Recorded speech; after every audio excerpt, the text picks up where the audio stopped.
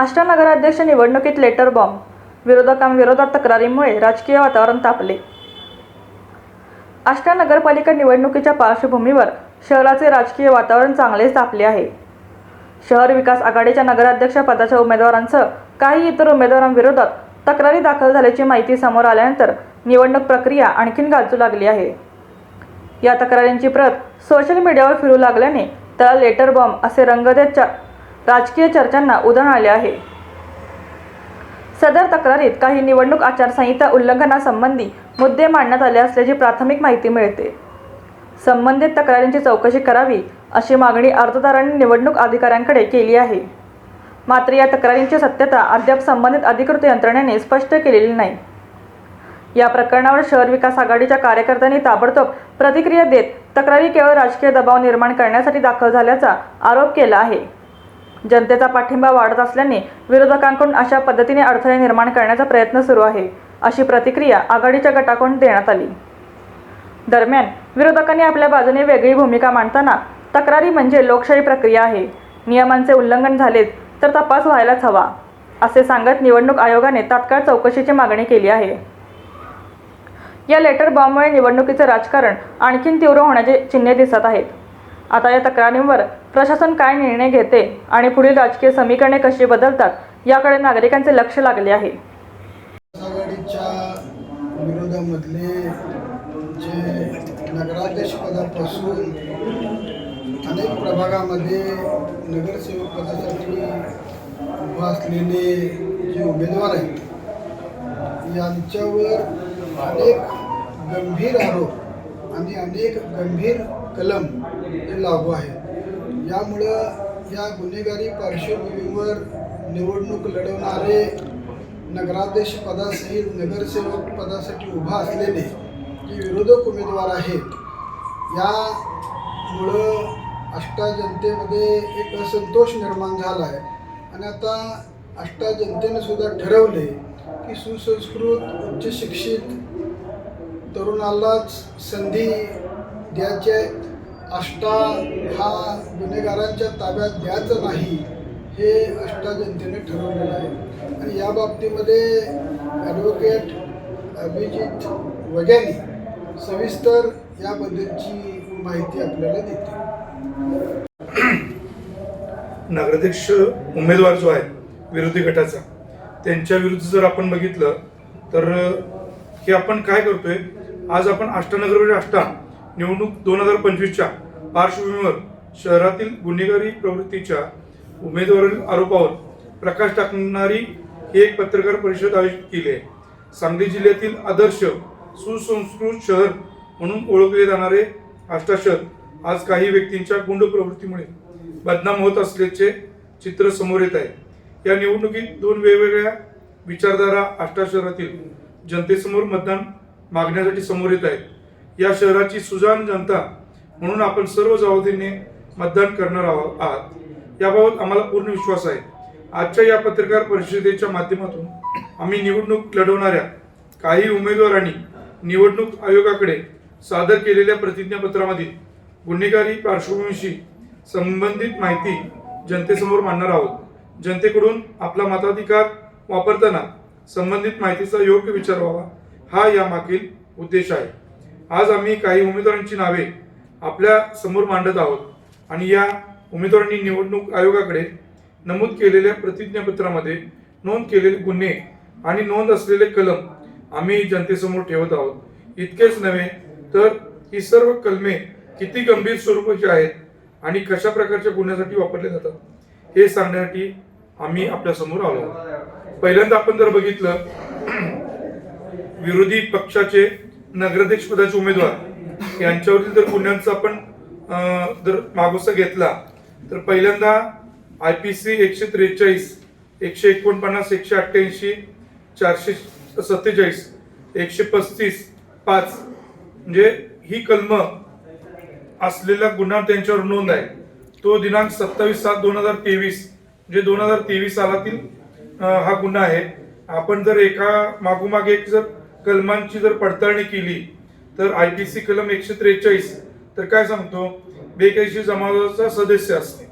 कलम 149 काय सांगतं, तर बेकायदेशीर जमावातील प्रत्येक सदस्य सामूहिक उद्देशासाठी केलेल्या गुन्ह्यासाठी दोषी असतो. कलम 188 सरकारी नोकराने योग्यरित्या जाहीर केलेल्या आदेशाची अवज्ञा करणे म्हणजे कलम 188. आता कलम 447 जर बघितला तर अनधिकृत अतिक्रमण कोणाच्या परवानगीशिवाय त्यांच्या मालमत्तेत किंवा जागेत घुसखोरी करणे किंवा शिरकाव करणे अथवा हाकलून दिल्यानंतर ही निघून न जाणे हा IPC 447 अंतर्गत गुन्हा आहे. आता पुढचा बघू आपण IPC कलम 135(5) IPCचा जर बघितलं तर अबेटमेंट ऑफ डेझर्शन सैनिकाला पळून जाण्यास प्रवृत्त करणे. जर एखाद्या सैनिकाला, नौसैनिकाला किंवा वायुदलाच्या जवानाला कर्तव्यावरून पळून जाण्यास किंवा कर्तव्य सोडण्यास प्रवृत्त केले, मदत केली किंवा प्रोत्साहन दिले तर तो IPC 135 नुसार गुन्हा आहे. त्यानंतर पुढचा गुन्हा आपण बघू IPC कलम 406, 420, 188, 297, 34(3) हा गुन्हा जर बघितला आपण तर 18/4/2022 रोजीचा आहे. त्यानुसार आपण जर कलमांचा जर उहापोह करून बघितलं तर IPC 406 हा विभाग गुन्हेगारी विश्वासघातासाठी शिक्षेशी संबंधित आहे. IPC कलम 420 जर बघितलं हे कलम फसवणूक आणि अप्रामाणिकपणे मालमत्तेची डिलिव्हरी करण्यास प्रवृत्ती करणे या गुन्ह्याशी संबंधित आहे. कलम 188 जर बघितलं हा विभाग लोकसेवकाने रितसर जाहीर केलेल्या आदेशाची अवज्ञा करण्याबद्दल आहे. आणि कलम 297 हे कलम दफनभूमी इत्यादीवर अतिक्रमण करणे या गुन्ह्याशी संबंधित आहे. आणि कलम 34 हे कलम कायद्यात एक सामान्य उद्देश स्पष्ट करतो. अशा प्रकारे हा 2022 मधील गुन्हा नोंद आहे. त्यानंतर आपण जर पुढचा तिसरा गुन्हा जर बघितलं तर 29/3/25 म्हणजे 2025 मधील हा गुन्हा आहे. भारतीय न्याय संहिता मधील कलम 298, 352, 351, 300 जर आपण ह्या कलमाने जर बघितलं तर BNS कलम 298 हा जर बघितला तर पूजा स्थळाला इजा करणे किंवा अपवित्र करणे म्हणजे ह्या प्रकारचा गुन्हा ह्या कलमांतर्गत होऊ शकतो. BNS कलम 352 शांतता भंग करण्याच्या उद्देशाने जाणून बुजून अपमान करणे हा गुन्हा होऊ शकतो. त्यानंतर BNS कलम 351(3) गुन्हेगारी धमकी कोणाला इजा करीन, मारून टाकीन, मालमत्ता नष्ट करीन किंवा बदनामी करीन अशी धमकी देणे हा BNS 351 अंतर्गत गुन्हा आहे. कोणाला घाबरवण्यासाठी धमकी देणे, जीविताला धोका, इजा, मालमत्तेचे नुकसान किंवा बदनामीची धमकी हे सर्व 351 अंतर्गत येतात. जर चौथा जर गुन्हा बघायचा झाला तर BNS 74, 332, 191, 352, 351 या कलमांतर्गत 13/9/2025 रोजी हा गुन्हा नोंद झालेला आहे. BNS 74 जर बघितलं सेक्शनचं जर आपण बघितलं एखाद्या स्त्रीची आबरू, सभ्यता भंग करण्याचा प्रयत्न, आउटरेजिंग मॉडेस्टी ऑफ वुमन हा असा आरोप त्यावर होऊ शकतो जे हे कलम त्याच्या संबंधित आहे, त्या कृत्याच्या संबंधित आहे. एखाद्या स्त्रीवर बलपूर्वक हात घालणे, तिच्या इच्छेविरुद्ध स्पर्श करणे, तिचा छळ, अश्लील वर्तन, अश्लील टिप्पणी किंवा तिची सभ्यता, आबरूभंग करणारी कोणतीही कृती करणे यास गंभीर गुन्हा मानले जाते. आता आपण जर दुसरं बघितलं तर कलम 332 गुन्हा करण्याच्या उद्देशाने घरात अनधिकृत प्रवेश करणे.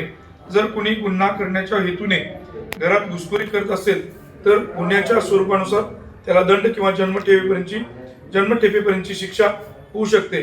घरात घुसखोरीचा उद्देश गंभीर गुन्हेगारी स्वरूपात असेल तर शिक्षा वाढते.